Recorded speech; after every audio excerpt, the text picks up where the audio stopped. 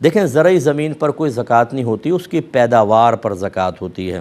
اگر تو وہ زمین قدرتی وسائل سے سیراب ہوتی ہے، یعنی آپ کو پانی خریدنا نہیں پڑتا، نہروں کا پانی جو گورنمنٹ کا نہیں کہہ رہا ہوں، ویسی نہروں کا اور بارش کے پانی سے سیراب ہوتی ہے تو عشر اس پہ لازم ہوتا ہے، پیداوار پہ 10واں حصہ۔ اور اگر آپ باقاعدہ ٹیکس دیتے ہیں یا ٹیوب ویل وغیرہ چلاتے ہیں یا نہر سے جو پانی آتا ہے اس کی آپ باقاعدہ پیمنٹ دیتے ہیں تو نصف عشر 20واں حصہ پھر وہ زکوٰۃ پیداوار کے اوپر نکلتی ہے۔ لیکن زرعی زمین مال تجارت نہیں ہے، اس وجہ سے یہ مال زکوٰۃ بھی نہیں ہوتی ہے۔ یہ کہتی ہیں کوئی حدیث ہے کہ جس کا آج گزرے ہوئے کل سے بہتر نہ ہو تو وہ برباد ہو گیا۔ ایسی کوئی روایت تو میرے ذہن میں نہیں ہے، لیکن بہرحال اگر اس قسم کے مضمون کی ہو تو مراد یہ ہے کہ ہر دن انسان کو اپنا احتساب کر کے سابقہ دن میں ہونے والی غلطیوں پہ نگاہ رکھنی چاہیے اور اگلا دن اس سے بہتر ہونا چاہیے۔ اسی لیے اکابرین نے فرمایا کہ روزانہ رات کو اپنا احتساب کریں کہ میں نے آج کیا کھویا کیا پایا۔ جتنے نیک اعمال آپ نے کیے ان کو ذہن میں لائیں، جتنے گناہ اور فضولیات ہوئے، بیکار کام ہوئے ان کو ذہن میں لائیں، بیکار کاموں فضول کے اوپر اللہ کی بارگاہ میں توبہ کریں اور آئندہ ارادہ کریں کہ نیکسٹ ڈے میرا اس کا ریشو چینج ہوگا، نیک عمل زیادہ ہوں گے، گناہ کم ہوں گے۔ اگر یہ عادت نہیں بنائیں گے تو لازم بات ہے کہ تباہی ہے۔ اگر آدمی احتساب ہی نہیں کر رہا، آج 10 گناہ کیے ہیں، اگلے دن 50 گناہ کرے گا، اس سے اگلے دن 100 گناہ اور پھر فرشتہ آ جائے گا، آئیے صاحب آپ کی جان واپس۔ سیٹھ جی کو فکر تھی 1 کے 10 کیجئے، موت آپ پہنچی کہ صاحب جان واپس کیجئے۔ اس لیے مضمون کے اعتبار سے یہ چیز بالکل ٹھیک ہے۔ بہن نے فرمایا کہ میری نگاہوں کے سامنے کوئی فیملی تھی، ان کے پیرنٹس نے اپنے اولاد کے ساتھ بہت ناروا سلوک رکھا، مظالم کیے، حتیٰ کہ ان کی شادی بھی نہیں کیا، وہ پیرنٹس فوت ہو گئے۔ اب اگر اولاد ان کی غیبت کرتی ہے، برائی کرتی ہے تو کیا حکم شرع ہوگا؟ دیکھیں پہلی بات تو یہ کہ مردے کی غیبت کرنا بھی ایسے ہی ہے جیسے زندہ کی غیبت کرنا، اور نبی کریم صلی اللہ علیہ وسلم نے خاص طور پہ مردوں کے بارے میں فرمایا کہ ان کی اچھائیاں بیان کرو، ان کی برائی بیان نہ کرو۔ حضرت عمر فاروق رضی اللہ تعالیٰ عنہ کہا کرتے تھے کہ مردے کی برائی بیان نہ کرو، اس سے زندوں کو اذیت ہوتی ہے۔ تو لہٰذا جو ہو گیا سو ہو گیا، ان کو اب غیبت کر کے اپنا نام اعمال سیاہ کرنے کا کوئی فائدہ نہیں ہے۔ دوسری بات یہ ہے کہ ماں باپ مجھ سے ناراض نہ ہوں، پہلے تو میں اولاد کو تلقین کر دیتا ہوں، یاد رکھیں کہ وہ آپ کے ماں باپ ہیں، آپ نے ان کو ماں باپ کی حیثیت سے اللہ تعالیٰ کے ایک تحفے کے طور پہ قبول کیا ہے۔ وہ آپ کے کوئی بزنس پارٹنر نہیں ہیں، وہ آپ کے ان کی عزت اور ان کی ذلت کا معیار کوئی ان سے حاصل ہونے والے مفادات ذاتیہ کو نہ بنائیں کہ ہمارے ماں باپ ہماری مرضی کے مطابق ہمیں نعمتیں دیں، سہولیات فراہم کریں تو سر آنکھوں پر، اور اگر انہوں نے ہماری مرضی کے خلاف کیا تو ہم 2 منٹ میں ان کی عزت اتار کے ہاتھ پہ رکھیں گے، ایسا ہرگز نہیں۔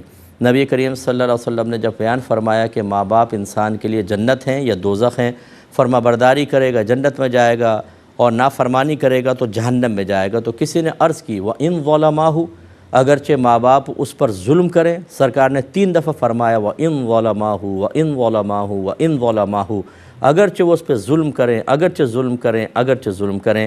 یعنی اولاد کو چاہیے کہ ماں باپ کے بارے میں جو شرعی تقاضا ہے اس کو پورا کریں۔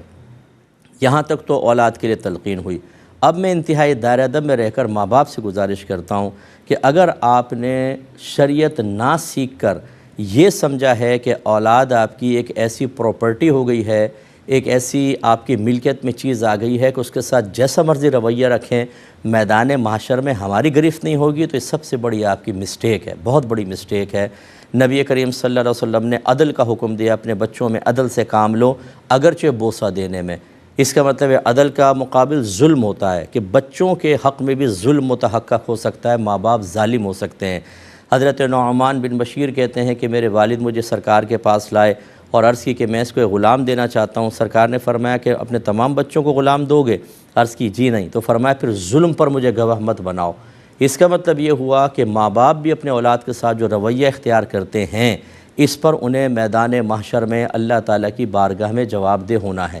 اولاد کو میں نے پہلے کہہ دیا کہ آپ احتساب نہیں کر سکتے، آپ کے لیے حکم ہے فَلَا تَقُلْ لَهُمَا أُفٍّ وَلَا تَنْهَرْهُمَا وَقُلْ لَهُمَا قَوْلًا كَرِيمًا۔ اپنے ماں باپ کے سامنے اف بھی مت کہو، ان کو ڈانٹو مت اور ان سے نرمی سے گفتگو کرو۔ لیکن میں ماں باپ سے گزارش کرتا ہوں، آپ کے پاس وہ کون سی آیت اور کون سی حدیثیں ہیں کہ اپنی اولاد کو جانوروں کی طرح ماریں، چھوٹی سی غلطی کے اوپر ان کی ٹانگیں توڑ دیں، سب کے سامنے، بڑے بچوں کے، چھوٹے بچوں کے سامنے ذلیل کریں، بے عزت کریں، مہمانوں کے سامنے کریں، جس کو چاہیں قریب کر لیں، جس کو چاہیں دور کر دیں، اپنے ذاتی مفادات کے لیے کسی سے سالوں سال ناراض رہیں، ان کو بد دعائیں دیں، پھٹکاریں کریں، تو آپ کی کوئی گرفت نہیں ہوگی آخرت میں۔ کیا دلیل ہے آپ کے پاس؟ چلیں پیش کریں۔ جو ماں باپ اپنے اولاد کے ساتھ ناانصافیاں کریں گے، ظلم کریں گے، پھر دہرا دیتا ہوں، اولاد کو حق نہیں کہ ان کا ہاتھ پکڑیں، لیکن اللہ تبارک و تعالیٰ بروز قیامت ایسے ماں باپ کو کھڑا کر کے حساب کتاب دلوائے گا۔ اس لیے اپنے اولاد کے لیے علم دین سیکھیں، اپنی اولاد کی شادیوں کے سلسلے میں ان کے ساتھ رویے اختیار کرنے کے، ان کے اندر محبت تقسیم کرنے کے اعتبار سے ان سے اگر آپ دوری اختیار کر رہے ہیں، اس میں شرعی تقاضے پورے کریں، ورنہ بہت سارے ماں باپ اپنے اولاد کی وجہ سے بھی میدان محشر میں پکڑے جا سکتے ہیں۔ لہذا کوئی اگر ایسے ماں باپ ہمیں سن رہے ہیں جو یہ سمجھتے ہیں کہ اولاد کے سامنے چھوٹی سی غلطی پہ مارو، پیٹو، بے عزت کر دو، ذلیل کر دو، تحفے روک لو، ان کو قطع تعلق کر لو، ہماری تو کوئی گرفت نہیں ہوگی کیونکہ ہم ماں باپ ہیں، تو پھر ذرا دلیل اس پر جمع کر لیں تاکہ میدان محشر میں آپ یہ پیش کر سکیں کہ یہ دلائل تھے جس کی روشنی میں ہم نے اپنے اولاد کے ساتھ یہ ذہن بنا لیا تھا کہ ہم کتنی بھی ناانصافی کریں، کیسے بھی غلط رویہ اختیار کریں، ہماری تو کم از کم کوئی گرفت نہیں ہوگی۔ تو انشاءاللہ ساری زندگی آپ کو ملے گا نہیں، یہ ضرور ملے گا جہاں جہاں ظلم کرنے کی ممانعت ہے اس میں سب شامل ہوتے ہیں، چاہے وہ اولاد ہو، بیوی ہو، شوہر ہو، بچے ہوں، دوست ہوں، سب کو عدل و انصاف کا حکم ہے، سب کو برائیوں سے رکنے کا حکم ہے۔ ایسے ماں باپ جو اپنے اولاد کے ساتھ اتنا نام، اور یہ تو آپ بیٹا یہ کہہ رہی ہیں، میں جانتا ہوں نا جو لوگ اپنے اپنے دکھ ہمیں بیان کرتے ہیں، میرا موبائل بھرا پڑا ہے ایسے دکھوں کے ساتھ کہ ماں باپ ہیں لیکن اولاد کے ساتھ اتنا غیر مناسب رویہ، جیسے دشمن بھی کوئی اپنے اولاد کے ساتھ رویہ نہیں رکھتا۔ اور یہ آخری بات اس میں بس یہ عرض کروں گا، ایسا کیوں ہوا؟ اس پر آپ کیوں نہیں غور کرتے؟ اس لیے ہوا کہ ان کے ماں باپ نے ان کی تربیت نہیں کی تھی، انہوں نے دین نہیں سیکھا تھا، انہوں نے اپنا احتساب نہیں کیا تھا، انہیں میدان محشر میں احتساب کا صحیح شعور حاصل نہیں تھا۔ تو جتنے مجھے اس وقت دیکھ رہے ہیں، خدا را اپنے اندر اس شعور بیدار کریں، علم دین سیکھیں۔ جو ان میرڈ اپنے ماں باپ کی شکایتیں کر رہے ہیں، اگر آپ نے دین نہیں سیکھا تو صرف کردار بدلے گا، عمل وہی رہے گا۔ آپ بھی اگر جاہل رہے تو آپ اپنی اولاد کے ساتھ ایسا نہیں تو دوسری جہت سے آپ ظلم کر رہے ہوں گے۔ کیوں نہیں ختم کرتے اپنے خاندان سے ان چیزوں کو جس کی بنا پر آپ نے دیکھا کہ پوری زندگی ظلم کی چکی میں بچے پستے رہے؟ تو آپ کوشش کیجئے، علم دین سیکھیں، اپنے گھر میں شریعت کو رائج کریں اور اپنے اس شریعت کی روشنی میں اپنے رویوں کو، اپنے اخلاق، اپنے کردار کو سنواریں، ڈھالیں۔ انشاءاللہ پھر اگلی نسلیں جو ہیں وہ اچھے اثرات قبول کریں گی۔ اوپر والوں کی تو شکایت کرتے رہیں، اپنا احتساب نہ کریں، یہ خود پتہ ہی نہ ہو کہ ہم خود بھی نادانستہ طور پہ 50 چیزوں میں ظلم کے مرتکب ہو رہے ہیں اور بڑوں کی غیبتیں کرتے رہیں، تو ایسا تو بیچارہ نادان آدمی ہی کہلایا جا سکتا ہے۔ At Ihsas, we deliver these gifts of change by building mosques, feeding the hungry, providing clean water, and so much more.